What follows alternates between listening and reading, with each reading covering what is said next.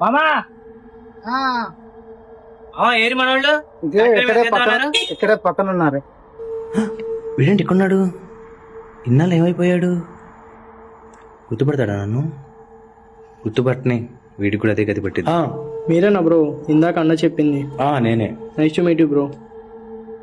హే రాజు అన్న చెప్పాడు కదా తనే అన్న. Hi bro, I'm Raju. ఇందాక మామయ్య చెప్పారు, మీరేనా? బ్రో అటు సైడ్ వెళ్దామా? పదండి వెళ్దాం. హలో, అవునా? వస్తున్నా బ్రో. నా నెంబర్ తీసుకో. చెప్పండి బ్రో. 934755.